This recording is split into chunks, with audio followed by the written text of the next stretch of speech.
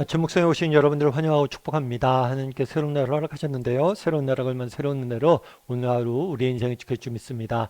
오늘은 성령이 오셨네 라는 제목을 가지고 사도행전 2장 1절부터 13절까지 말씀을 좀 살펴봤으면 좋겠습니다. 먼저 1절부터 4절까지 말씀을 같이 한번 읽어볼까요? 오순절 날이 이미 이름에 그들이 다 같이 한 곳에 모였더니 호련히 하늘로부터 급하고 강한 바람 같은 소리가 있어 그들이 앉은 온 집에 가득하며 마치 불의 혀처럼 갈라지는 것들이 그들에게 보여 각 사람 위에 하나씩 임하여 있더니 그들이 다 성령의 충만함을 받고 성령이 말하게 하심을 따라 다른 언어들로 말하기를 시작하니라. 예, 부활하신 예수님은 승천하시기 전에 제자들에게 약속을 주시죠. 어떤 약속을 주셨냐면 성령을 너희가 내가 보내줄 것이다. 내가 하늘에 올라가면 하나님의 영이신 성령을 너희에게 보내줄 것이다. 라는 약속을 주십니다. 그래서 제자들이 이 약속을 믿고 예루살렘 성에서 모여서 기도하며 기다렸죠. 그리고 이렇게 기다리고 있을 때 오순절이 되었을 때 예수님이 부활하신 다음에 50일이 지난 날이 되었을 때 약속한 그대로 성령이 강림하는 그런 사건을 오늘 본문은 기록하고 있습니다. 그렇다면 예수님의 약속대로 이제 성령이 임하셨는데 이 성령이 임한 사건을 통해서 우리가 알 수 있는 것은 무엇일까요? 오늘 본문에 보면 이렇게 되어 있죠. 그들이 다 같이 한 곳에 모여 있었더니 호련히 하늘로부터 급하고 강한 바람의 소리가 있어 그들이 앉아 있는 온 집에 가득하며 하늘로부터 강한 바람이 불어왔다라고 이야기를 합니다. 그렇다면 왜 이런 현상이 일어났을까요? 이것들을 통해서 주고자 했던 메시지는 뭘까요?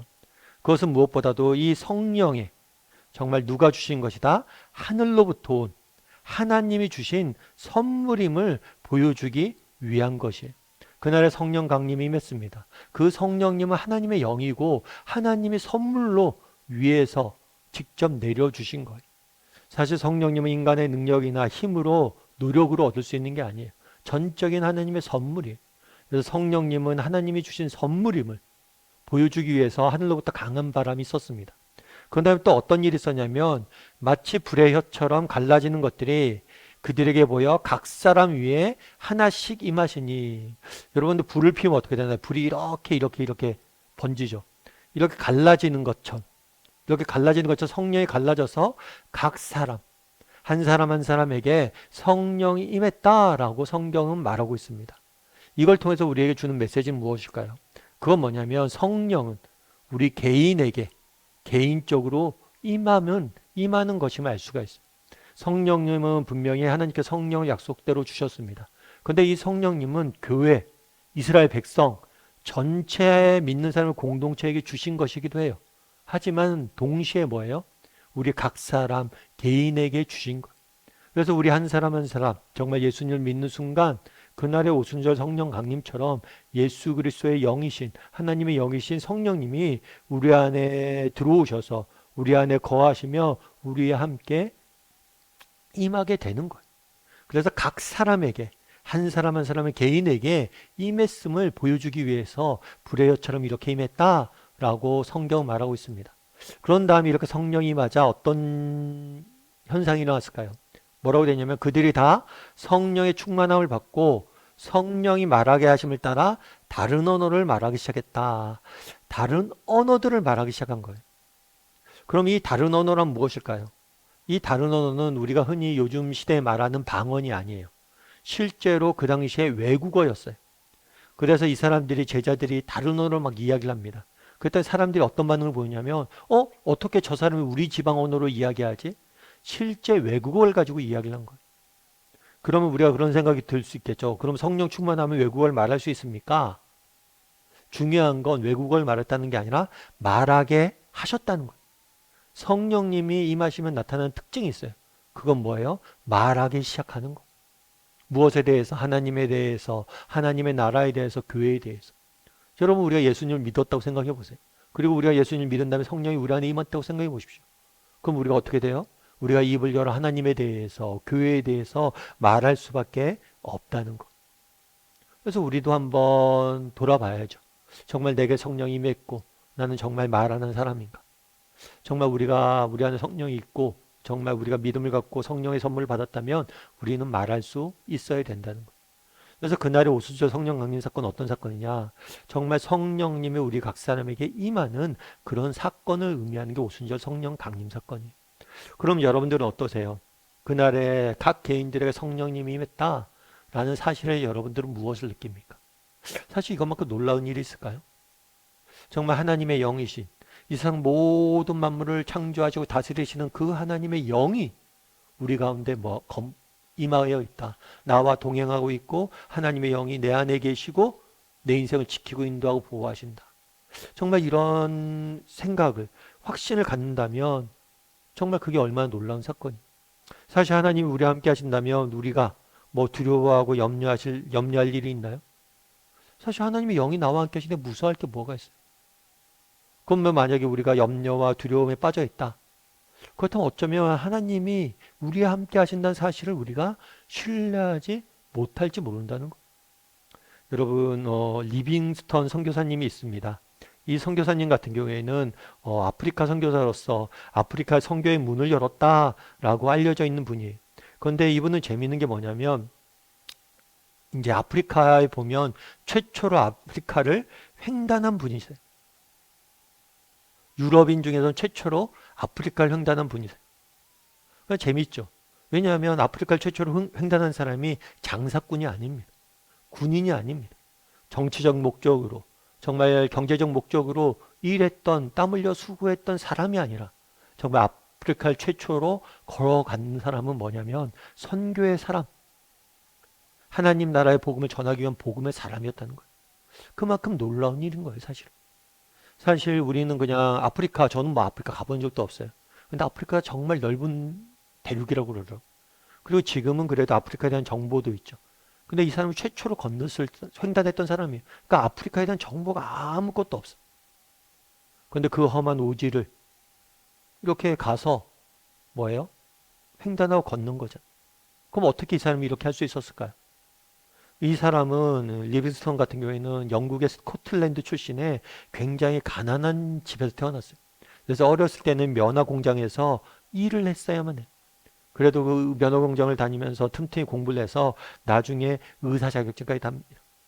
그런데 이렇게 어려운 형편 중에서 공부를 해서 의사 자격증까지 땄는데 중간에 하나님께서 그에게 은혜를 주세요. 그래서 이분이 뭘 결단했냐면 선교사로 나가기를 결단한 거. 그래서 아프리카를 그렇게 가서 선교에 개척을 한 거죠. 그런데 이분이 그렇게 해요. 어떻게 하면 그러니까 참 아프리카 선교가 이렇게 힘들고 어려운데 당신을 혹시 도와줬던 사람들이 있습니까? 누구의 후원을 받았습니까? 했더니 이분이 그런 얘기를 해요. 내가 아프리카에서 이렇게 선교 사역을 하고 이 사역들을 다 감당할 수 있었던 것은 한 가지 후원이 있었기 때문이다. 그건 뭡니까? 했을 때 이분이 그런 얘기를 해요. 말씀의 후원이었다. 그러면서 마태복음 28장 19절 20절 말씀을 이야기하죠. 볼지어다 세상 끝날까지 내가 너와 함께 있을 것이다. 내가 너와 함께 있을 것이다. 이 약속의 말씀 하나 믿고 도전했고 그 말씀이 정말 나를 끊임없이 지탱하는 힘이 되었다는 거예요.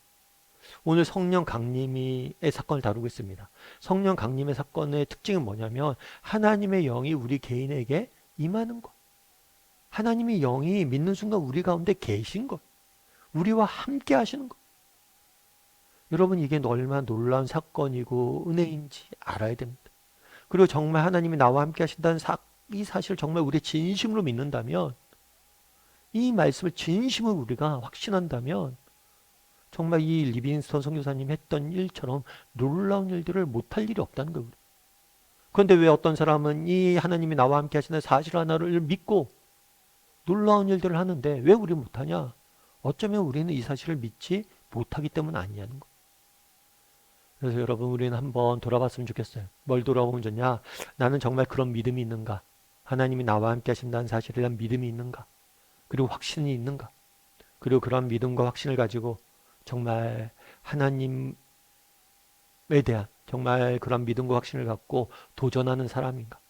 정말 믿음에 도전을 하고 믿음에 항해를 하는 사람인가? 한번 돌아보고 한번 점검해보는 오늘 하루가 되기를, 그리고 오늘 하루도 살아가면서 하나님이 나와 함께 하십니다. 이 사실을 확신하고 살아가는 저나 여러분이 되기를 주님의 이름으로 소원합니다. 우리 함께 기도했으면 좋겠는데요. 기도하실 때 오늘 말씀 기억하면서 기도했으면 좋겠습니다. 그날의 성령이 정말 하나님의 영이, 하나님이 보내신 영이 한 사람 한 사람에게 임했다 이야기를 합니다. 그리고 그 사람들이 이제 말하기 시작했다라고 이야기합니다.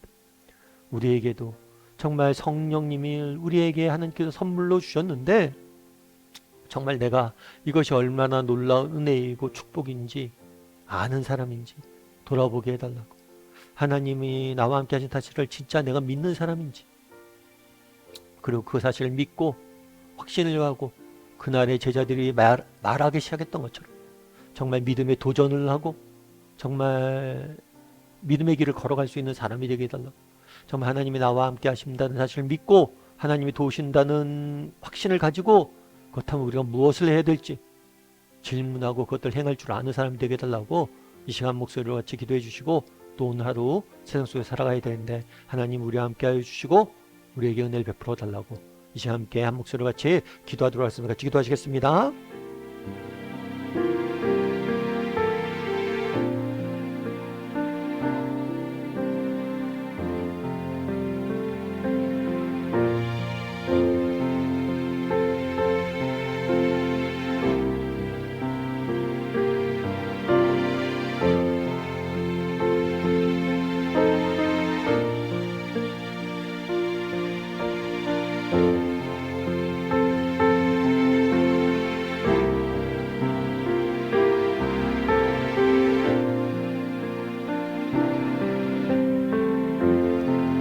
사랑의 하나님, 그날에 하나님께서 정말 예수님의 약속 그대로 하나님의 영이신 성령님을 우리에게 보내주신 사건에 대해서 배웠습니다. 정말 하나님의 선물인 성령님이 우리 가운데 우리와 함께 계심을 우리가 믿습니다. 정말 나는 정말 하나님이 나와 함께 하신 사실을 믿는 사람인지 돌아보게 도와주시고 정말 그 믿음과 확신을 가지고 세상 속에서 정말 믿음으로 도전하고 믿음으로 살아갈 수 있는 우리 모두가 될 수 있도록 주여 은혜를 더하여 주시옵소서. 혹시라도 우리가 하나님이 나와 함께 하신 사실을 잊어버리고 그 사실을 바라보지 못함으로 낙심하고 절망하고 두려워하고 염려하며 살아가고 있지는 않은지 돌아보게 도와주시고 정말 하나님만을 바라봄으로 날마다 믿음의 행진을, 믿음의 경주를 달려갈 줄 아는 우리 모두가 될 수 있도록 주여 은혜를 더하여 주시옵소서. 오늘 하루 또 세상 속에 살아가야 됩니다. 하나님 우리의 인생을 지키시고 하나님 우리와 함께하여 주셔서 오늘 하루도 승리할 수 있도록 주여 붙잡아 주시옵소서. 은혜 감사를 드리며 모든 말씀 예수님의 이름으로 기도드립니다. 아멘.